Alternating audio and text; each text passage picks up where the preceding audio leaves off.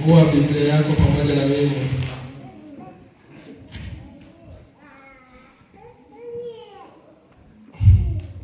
Wanaoangalia sasa kumaliza, waangalie na swali unazonazo. Na uangalie saa uliokuja nayo kanisani, alafu utaangalia umefanya kusoma ngapi. Bwana Yesu asifiwe. Fungua Biblia yako kwenye kile kitabu cha Mathayo kama msimamizi alimusoma, ile sura ya 27 verse 2 ndizo alizosoma, ya 57 na ya 58, ambayo Biblia inasema hivi: hata ilipokuwa jioni, akafika mtu tajiri wa Arimathaya, jina lake Yusufu, naye mwenyewe alikuwa mwanafunzi wa Yesu. 58, mtu huyu alimwendea Pilato, akauomba mwili wa Yesu. Ndipo Pilato akaamuru apewe. Amen. Subiri kuuliza swali la uzushi. Hivi waliomuua Yesu walikuwa kina nani?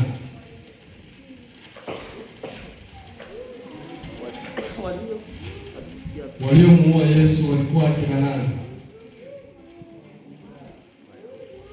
Sikia watu kwa wengine mitume, wengine sielewi. Bwana Yesu asifiwe. Hivi nikikwambia waliomuua Yesu walikuwa watu wa dini, unaweza kuniamini?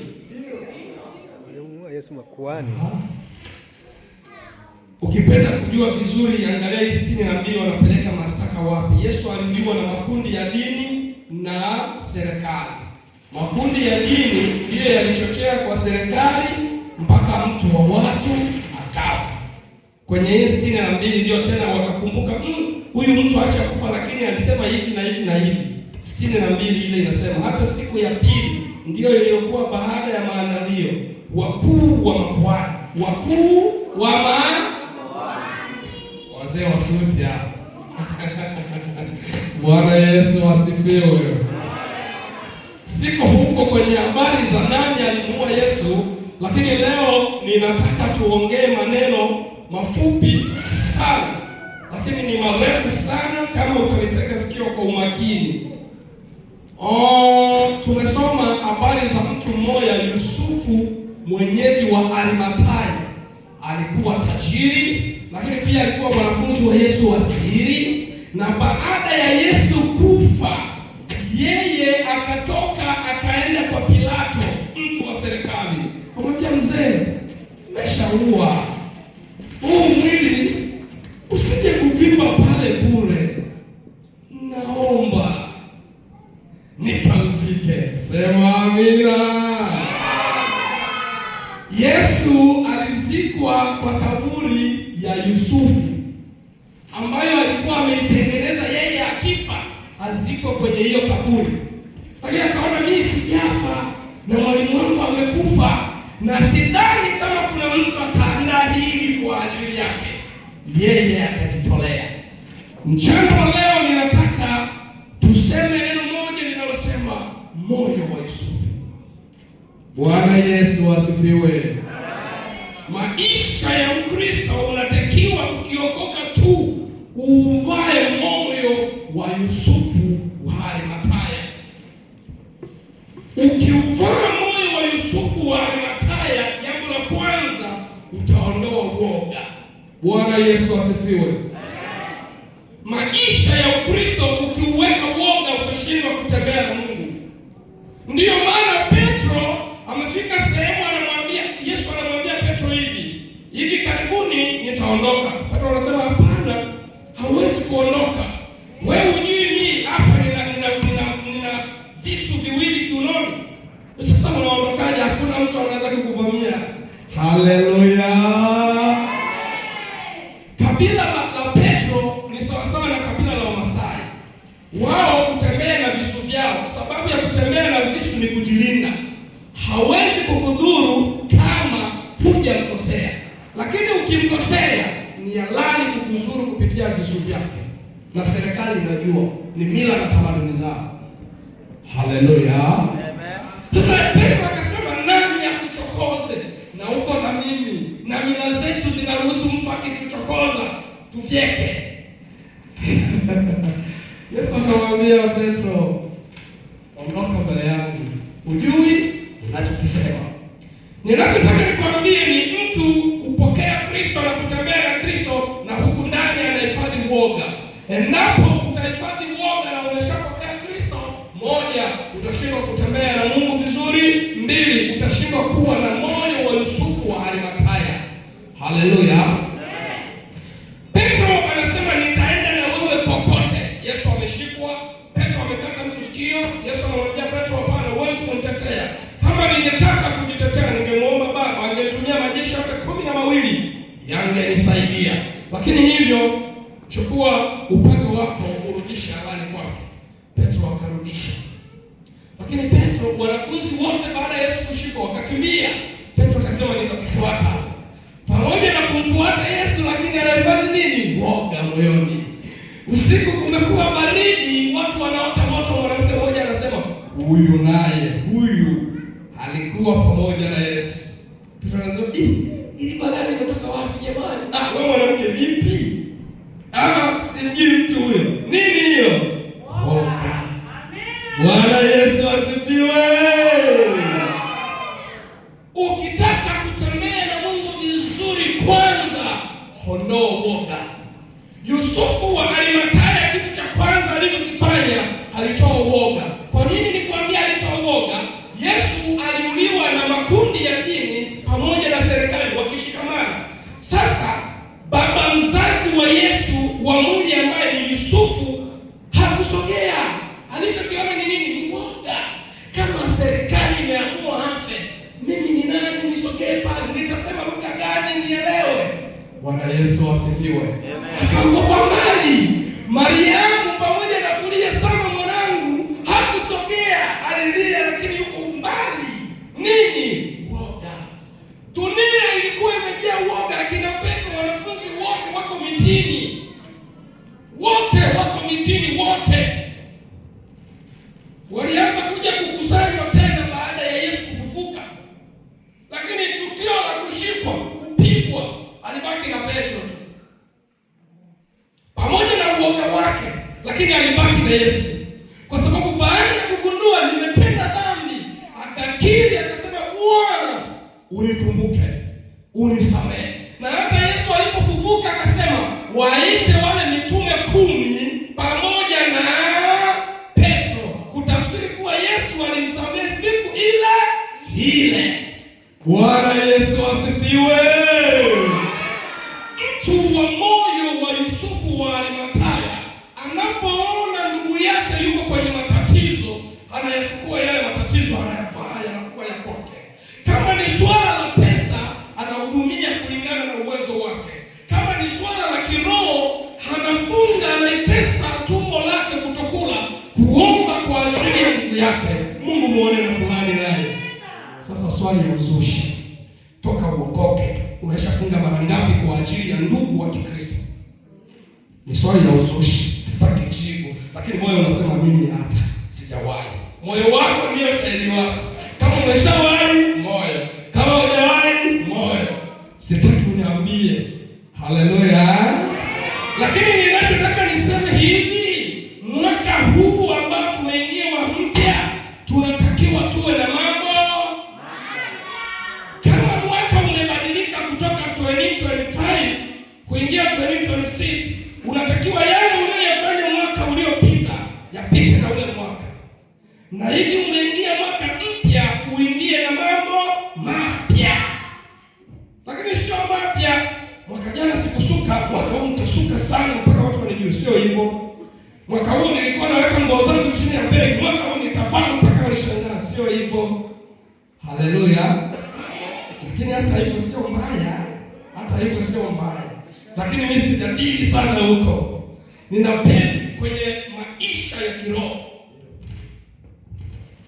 Kama mwaka uliopita ulikuwa unapata message unazipeleka kwa watu kutonganisha watu, mwaka huu uwe mwaka wa kubadilika, uache kutonganisha watu. Kama mwaka jana ulikuta watu wanapigana ukashindwa kuamua, mwaka huu ufike sehemu ukute watu wanapigana, uamue. Ndiyo maana Yesu katika kitabu cha Mathayo kwenye zile heri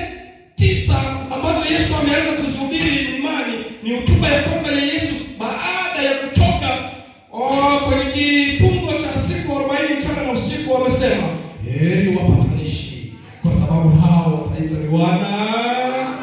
Haleluya! Ili usimame vizuri na Mungu ni lazima ukubali kubadilika. Wewe yule wa mwaka jana usiwe wewe wa leo. Ndiyo maana mwalimu wangu mmoja akaniambia kuna utofauti wa kuzaliwa upya na kuzaliwa mara ya pili. Kuzaliwa mara ya pili kitu kingine, kuzaliwa upya kitu kingine. Sasa usipofundishwa utachanganya mambo. Utafikiri hivi ninatembea na Yesu, kumbe unaachana na Yesu. Mtu wa moyo wa Yusufu wa Arimathaya, Yusufu alikaa kimya. Hakusema neno, hakushirikisha mtu kwa sababu alijua lolote na litakalotokea na litokee. Biblia inasema ni tajiri. Kama mtu Pilato ataniomba pesa, nitatumia utajiri wangu. Kama Pilato ataniua, nitakufa, lakini nimesema nililopo moyoni mwangu. Bwana Yesu asifiwe. Siwezi kumshauri, anakuja na kiburi. Sasa nikimshauri ataniona kama ardhi yangu itashuka. Unaona ardhi yako usije kuona Mungu atakuhesabu mangapi. Bwana Yesu asifiwe. Sasa kila unachokifanya leo, kila unachomsaidia mtu leo, hakiendi bure. Kama unakifanya kwa ajili ya Bwana, hakiendi bure. Mtu mmoja atasema mimi nishasaidia watu wengi, lakini sionagi faida. Ipo siku ambayo mimi sitakuwepo, utaiona faida, utalia, utacheka mpaka machozi yanatoka machoni. Mtu mmoja alifungulia hii andiko ya Mathayo, alafu usikie siku hiyo utakuwa peke yako, huenda sitakuwepo. Mtu mmoja alifungulia hii andiko ya Mathayo 25:37 mpaka 40. Hata mimi naweza nisome tu, iko karibu sana. Mathayo 25:37 mpaka 40, Biblia inasema hivi: ndipo wenye haki watakapomshibu wakisema, Bwana, ni lini tulipokuona una njaa tukakulisha, au una kiu tukakunywesha? 38, tena ni lini tulipokuona mgeni tukakukaribisha, au uchi tukakuvika? 39, ni lini tena tulipokuona mgonjwa au kifungoni tukakujia? 40 ndio mwisho. Na mfalme atajibu akiwaambia, amini nawaambia, kadiri mlivyomtendea mmoja wapo wa hao ndugu zangu walio wadogo, mlinitendea mimi. Amen. Kama kuna mtu yeyote ulimtendea wema ukafikiri wema unaoza, lakini Mungu anauona. Hii niliyoisoma ni mfano ambao Yesu ameeleza atakavyoshuka kama mfalme siku ile ya mwisho, ndipo atabagua kondoo na mbuzi. Kondoo mkono wa kulia na mbuzi mkono wa kushoto. Ndipo Yesu atasema, furahini ninyi walio wangu, kwa sababu kwenu nilikuja na njaa mkanipa chakula, kwenu nilikuwa uchi mkanivika. Kuna mtu wa Mungu analia, ndugu yangu sina, naomba unisaidie. Anamwambia kufa na shida zako, na Yesu anakuona. Kuna mtu ana haja ya kufaa na kulilia, ndugu yangu ninahitaji, mimi nina suti 5 lakini sitaki hata kumpa moja. Mungu ananiona. Sasa vile ninashindwa kumpa yule, nimeshindwa kumpa nani? Na siku hiyo Yesu akija, ndipo atabagua mbuzi na kondoo na kusema, furahini ninyi mliopanda, lakini ninyi ambao hamkupanda, kaeni hapo subiri kibiriti cha milele. Sema amina. Kama mwaka wa 2025 ulikuwa mwizi, mwaka wa 2026 uache wizi, ili uingie mwaka una moyo safi, moyo wa Yusufu wa Arimathaya. Lakini shida na matatizo, shetani ameuteka ulimwengu. Walio wengi waliopata chance ya kuingia kanisani, pamoja na kuingia kanisani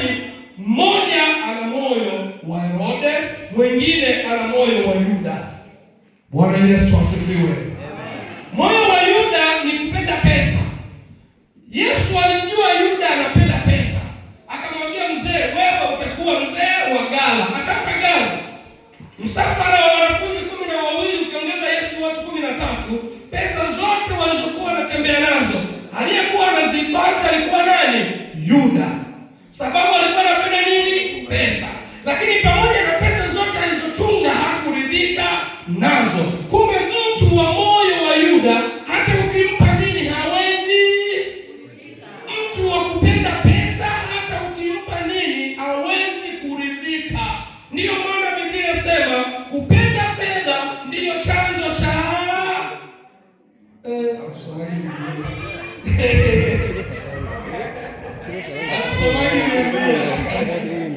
na ndio nitakuwa ninaacha mambo mengine wanaosoma Biblia ni wangapi?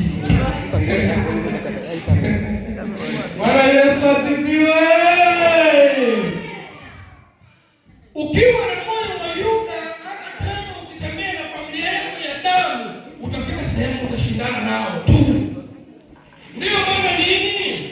Watoto wa Yakobo wanafika sehemu wanasema, huyu Yusufu yeye anajifanya ni bwana ndoto. Moyo wa nani huu? Wa Yuda. Chuki imeingia moyoni mwao. Na sisi tunatakiwa tufanye nini? Tumue. Sababu walikuwa na moyo wa nani? Moyo wa Yuda. Sasa neno linakuja leo, kama mwaka uliopita ulikuwa na moyo wa Yuda, huu mwaka unatakiwa uache moyo wa Yuda uende na 2025 ili 2026 uingie na moyo wa Yusufu wa Arimathaya. Bwana Yesu asifiwe. Yuda akaenda kwa Mafarisayo akamwambia, kama mnamtaka yule jamaa tu vipande 30 nitamtoa. Moyo wa kupenda pesa. Ndiyo maana wengine wanasaini mikataba na kuua wake na watoto kwa sababu ya moyo wa kupenda pesa. Moyo wa Yuda. Moyo wa Herode. Herode alipopewa taarifa na Majusi amezaliwa mfalme, Herode alisema mfalme. Ile neno mfalme ilikuwa na maswali mengi ndani ya moyo wa Herode. Atazaliwaje mfalme na wakati mimi ni mfalme? Atatawala wapi na wakati mimi ndiye niliyetawala? Mtu wa moyo wa Herode hataki mtu mwingine atawale. Mtu wa moyo wa Herode hataki mtu mwingine achipuke, ainuke, afanye vizuri. Ukifanya vizuri anakuponda. Bwana Yesu asifiwe. Bahati mbaya na bahati nzuri, hao watu wamepata chance ya kuingia mpaka makanisani. Na wakiingia makanisani, wanaingia na mioyo yao yote. Mtu ameinuka vizuri kuimba anapigwa chini. Mtu akitaka kufanya vizuri anapigwa chini. Watu wameingia kanisani na hiyo mioyo, na hiyo mioyo inakuwa na nafasi ya kuzuia vingi vipawa ambavyo Mungu ameweka ndani ya watu ili lisifanye kazi vizuri. Moyo wa nani? Herode. Huyo ni nani? Kwanza ni mtoto wa nani? Yeye yukoje? Amesoma, hajasoma? Shida sio yeye, shida sio kusoma, shida ni moyo wa Herode ambao yuko nao. Na huo moyo hauwezi kutaka mtu mwingine afanikishe. Taka Majusi wapite hapa, imepita miaka mingi. Kuanzia sasa mtoto wa siku moja mpaka miaka 2 wafe. Watu walioumbwa na Mungu wanauliwa kwa sababu ya moyo wa nani? Wa Herode. Watoto wangapi waliokufa siku ile? Wengi mno. Mtu mwenye moyo wa Herode kwake kuua sio shida. Sababu ya nini? Ana uchu wa madaraka. Na mtu wa uchu wa madaraka yuko tayari auwe ili abaki kwenye madaraka. Je, ukibaki kwenye madaraka unatembea na Mungu au umeachana na Mungu? Sasa ili utembee na Mungu vizuri, ni lazima upige control ndani ya moyo wako. Je, huu moyo nilionao ni wa Herode? Ni wa Yusufu wa Arimathaya? Huyu ni wa nani? Huyu ni wa nani? Alafu baada ya kupata majibu, utajifunza kitu kimoja na utatafuta sauti ya Mungu na utatembea na Mungu vizuri.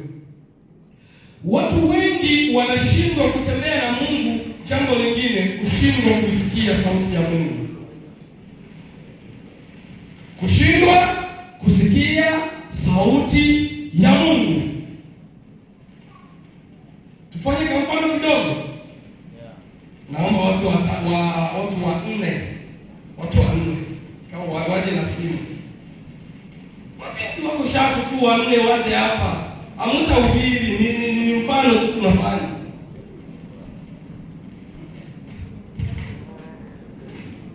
Umekosa mtu mmoja. Inakuwaje?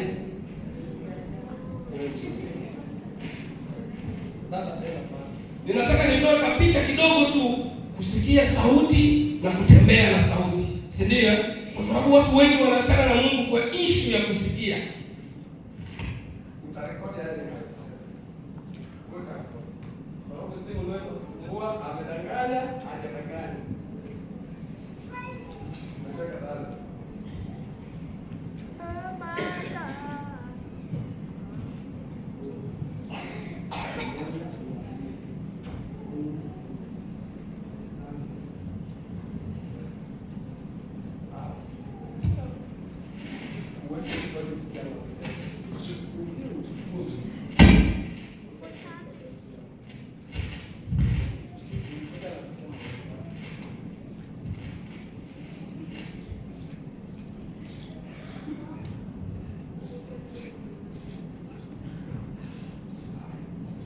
Sasa hiyo rekodi yako tusikie. Hebu tusikie ile.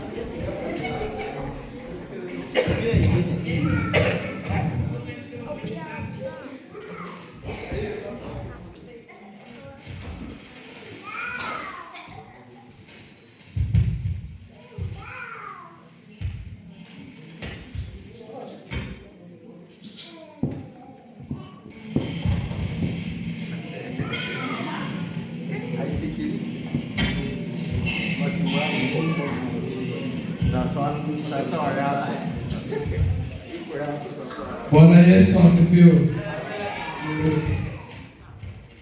Hivi umesikia hizo rekodi vizuri? Shida ni simu zao. Lakini kuna wakati mtu anaweza kupokea ujumbe wa Mungu kulingana na ujumbe ulivyokuja. Lakini sasa mtu aliyesikia sauti ya Mungu anapopeleka ujumbe kwa watu, kuna mambo anapoteza kwenye ule ujumbe wa Mungu. Na unapopoteza maneno katika ujumbe wa Mungu, umepoteza ladha ya ujumbe. Umemfanya unayemsikia na uliyeleta ujumbe kutembea kinyume na kusudi ya Mungu. Bwana Yesu asifiwe. Na hayo ni mambo ambayo tunatakiwa kujifunza na kuondokana nayo ili tutembee na Mungu vizuri. Kwa sababu Mungu aliyetuita hajatuita sisi kwa bahati mbaya. Ametuita akijua kuwa tuna sababu zote za kuifanya kazi yake.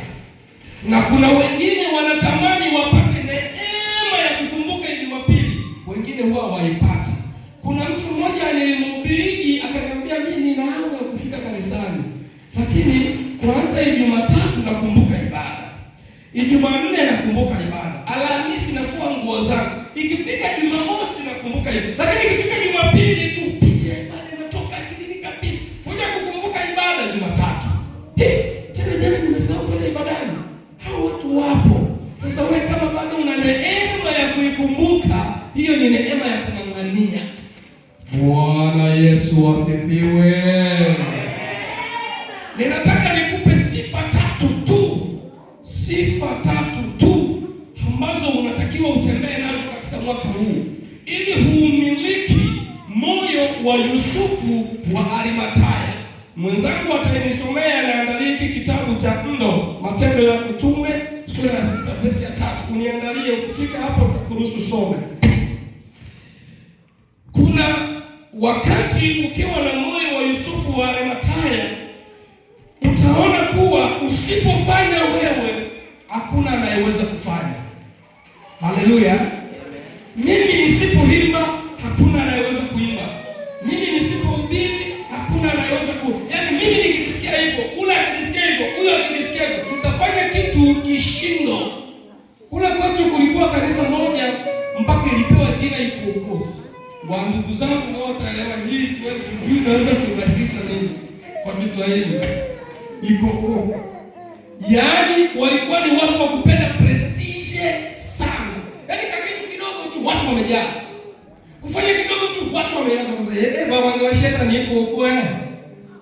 Lakini walichokifanya walikuwa wanakifanya kwa ajili ya nini? Kwa ajili ya Mungu. Ukiwa na moyo wa Yusufu wa Arimathaya, utajisikia muda wote kufanya kitu ili mbingu ifurahi na sio watu. Watu wengine wanasemaga, watu wakiniona watasema, usione watu. Ndiyo maana Paulo alisema hivi, hata kama watu wataniona kama takataka, linalonipasa ni kumpendeza nani? Nimeshangaa mpaka hilo shida kulielewa. Linalonipasa mimi ni kumpendeza Mungu na sio watu. Maana ukiangalia watu watakuchosha. Yohana Mbatizaji alikuja kwa watu akakaa porini. Watu wakasema Yohana ni chizi. Mtu wa aina gani akae porini kula nzige na asali? Akili zake haziko sawa. Yesu akaja akakaa na watu, akala na watu. Watu wakasema Yesu ni mlafi.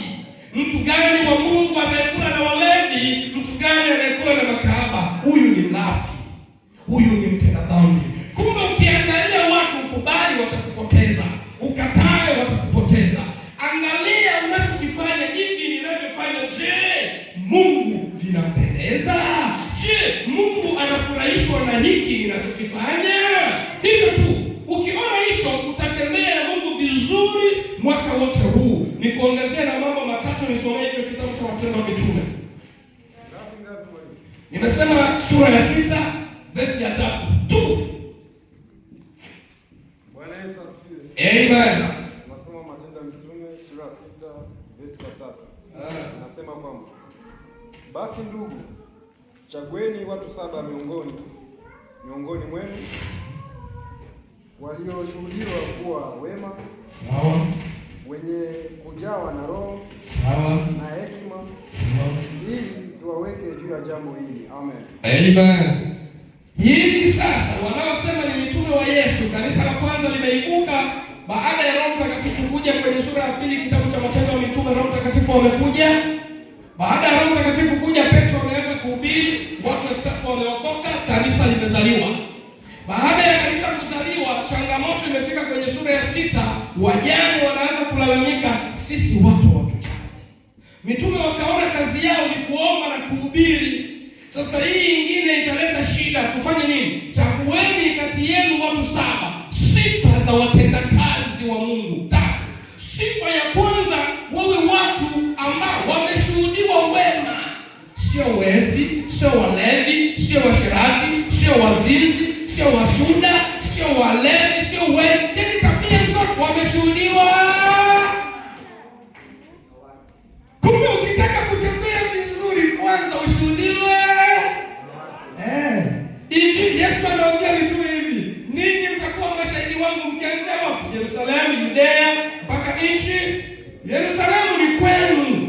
Mme wako akushuhudie matendo mema, mke wako akushuhudie matendo mema, watoto wako wakushuhudie matendo, ili utembee na Mungu vizuri. Maana kama mke wangu ananishuhudia mema, hata majirani watanishuhudia wema. Lakini kama mke wangu anishuhudii wema, hata majirani watanishuhudia nini? Wema. Ili kumbe utembee na Mungu vizuri, kwanza ndani wako kuwe amani. Mama, hivi nitaanza kuuliza vipi ndani vipi? Utakuwa waikana Mungu. Haleluya. Mwalimu mmoja wa alisemaga hivi.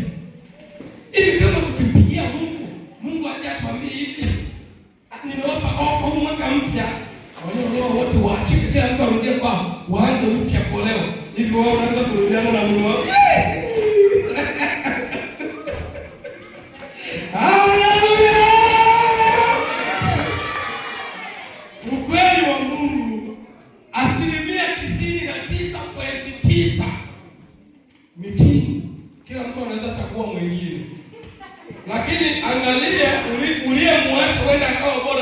unayemkimbilia. Usije ukaruka mkojo ukakanyage kinyesi. Yule niliyekuwa naye kumbe nimeruka mkojo, nimekanyaga maji. Haleluya! Lakini ile utembea vizuri na Mungu kwanza, nyumbani kwako wakushuhudie wema. Jambo la pili, jambo la pili, watu waliojaa Roho Mtakatifu. Ili utembee na Mungu vizuri, uhakikishe kuwa umejawa na Roho Mtakatifu. Shida, walio wengi wanafikiri kunena kwa lugha ndiko kujaa Roho Mtakatifu. Hapana, ni vitu viwili tofauti. Kunena kwa lugha ni karama, lakini kujaa Roho Mtakatifu ni kipawa ambacho Roho anaweka kwa kila mtu aliyeamini Kristo kuwa Bwana na Mwokozi wa maisha yake, na anapewa zawadi. Zawadi nini? Roho Mtakatifu. Kwa sababu nini? Akuongoze katika maisha yako yote ya Ukristo. Hivyo kumbe, kama utajiita Mkristo na Roho Mtakatifu hajapata kibali ndani yako, huwezi kutembea vizuri na Mungu na sio Mkristo. Sadaka unaitoa inaliwa, lakini wewe na Mungu vitu viwili tofauti. Jambo la tatu ndilo la mwisho, mtu aliyejaa hekima. Bwana Yesu asifiwe. Mtu aliyejaa hekima ya Mungu sio mwongeaji sana, na sio kila ukimya ndio unamaanisha hekima. Kuna ukimya mwingine wa dharau na kuna ukimya mwingine wa upumbavu, na hekima inabaki kuwa hekima, iko pale pale. Bwana Yesu asifiwe. Ninamjua huyu, ninamjua huyu, ninamjua huyu, lakini kuna wakati ninaweza kusema na huyu jambo na huyu siwezi kusema naye. Kwa sababu nini? Hekima yangu inanituma hili, nikilisema kwa watu litaleta chachu. Japo ni zuri, lakini linaweza kuleta chachu. Hekima itakwambia stop. Ili utembee na Mungu vizuri, lazima ndani yako pawepo na hekima. Hekima ya nini? Ya Mungu, ya kuangalia mema na mabaya. Nikifanya hili ninaenda vizuri na Mungu, nikifanya hili nimeachana na Mungu. Bwana Yesu asifiwe. Hayo mambo matatu ukitembea nayo kwenye mwaka mpya, mbingu itakuona. Kama kuna baraka zako ulifeli kuzipokea mwaka uliopita, inaweza ikawa password ya kuzifungua mwaka huu, na ukaanza mwaka ukasema, huu mwaka kwangu ni wa baraka. Bwana Yesu asifiwe. Walio wengi tunataka kubarikiwa kununua majumba, tunataka kubarikiwa kuwa na pesa nyingi, lakini hakuna anayetaka kubarikiwa kupokea vipawa vya Roho Mtakatifu. Hivi kuna mtu ashari kuweka, ninataka mwaka huu Mungu anibariki vipawa vya Roho Mtakatifu. Lakini utakuta, ninataka mwaka huu Mungu anibariki nipate pesa ninunue nyumba. Ninataka Mungu anibariki mwaka huu niwe na pesa nyingi. Ninataka mwaka huu Mungu anibariki niwe na watoto wengi. Hata vipawa vya Roho Mtakatifu huvitaki. Sasa utatembeaje na Mungu kama uko empty? Bwana Yesu asifiwe. Nimesema hivi, huu mwaka ili tutembee na Mungu vizuri, tunatakiwa tuache moyo wa Yuda na moyo wa Herode. Sababu moyo wa Herode ni moyo wa uchu wa madaraka. Yuko ridhaa kuwa mtu kwa ajili ya madaraka. Moyo wa Yuda ni moyo wa kupenda pesa. Yuko ridhaa kuwa mtu kwa ajili ya pesa. Kwa hiyo kama hiyo mioyo inakutesa, itakufanya ushindwe kutembea na Mungu vizuri. Lakini jitahidi sana mwaka huu utembee na moyo wa Yusufu wa Arimathaya. Kwa sababu moyo wa Yusufu wa Arimathaya hauna uoga. Unaweza kufika hata sehemu ambazo wengine hawafiki na ukahubiri. Bwana Yesu asifiwe. Ndizo tofauti mbili za wito wa Paulo na wito wa Petro. Paulo wito wake umeandikwa kwenye kitabu cha Matendo ya Mitume sura ya 9 verse 15. Ndio wito wa Paulo. Ametumwa kwa makundi matatu.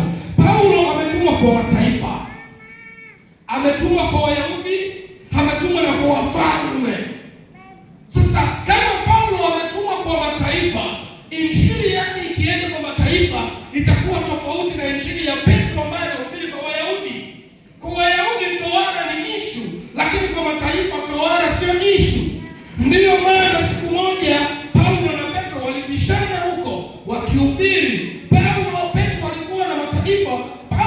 ilipofika Petro akajitenga.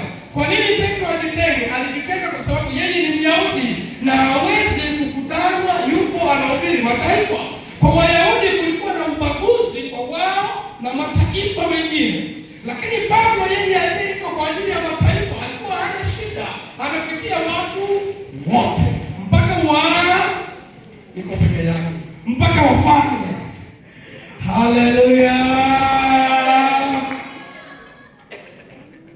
Sasa ili umiliki moyo wa Yusufu wa Arimathaya, lazima uzione tatizo za watu wengine na uzishughulikie. Mwalimu mmoja niliyemfuata jana ndiye alikuwa anafundisha hivi: ukitaka kutembea na Mungu vizuri, ukiingia kwenye kazi, fanya kazi kama utafanya kazi tena, na ukiingia kusifu Mungu, usifu Mungu kama utakufa baadaye. Sijui Kiswahili kinaeleweka?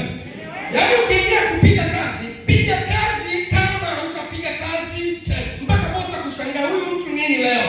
Amevuta bangi au? Yaani unapiga kazi kweli kweli. Yaani kama ni kuimba, imba mpaka sisi tuone labda amechanganyikiwa. Daudi aliimba mpaka nguo zikashuka. Kama ni kuhubiri, hubiri mpaka watu washangae. Sawa? Ndio kazi ninayosema, ile ambayo Mungu ameiweka ndani yako. Yaani ufanye kazi mpaka watu wakushangae. Lakini ukifika wakati wa kuabudu Mungu, uabudu Mungu kama utakufa baadaye. Kwa sababu ukiona kifo kiko baadaye, utamwambia Mungu, utakumbuka na mambo ya miaka na miaka, utasifu mpaka dunia itatikisika. Lakini walio wengi kipita kusifu Mungu na kutangaza mkono mkono, uko bosi mbele ya Mungu. Uko bosi mbele ya Mungu. Wakati wa kusifu, sasa usiposhuka wakati wa kusifu, unashuka wakati gani? Ni wakati pekee ambao mbingu inafanya kazi na kanisa. Mbingu inakaa wazi, Mungu anaangalia ni wangapi watasema, Mungu anataka useme, Mungu ninakushukuru umenilinda usiku, Mungu ninakushukuru watoto, Mungu ninakushukuru umeniokoa. Yaani Mungu anataka asikie mdomo umefunguka. Lakini ndio wakati wengine wakuta wanasinzia. Bwana Yesu asifiwe. Lakini shika haya mambo matatu ili utembee na Mungu vizuri na moyo wa Yusufu wa Arimathaya ukae vizuri, ushuhudio wema. Lakini jitahidi sana, mke wako kwanza, mume wako kwanza, kushuhudia wema. Jambo la pili, majirani na watu wote wakushuhudie.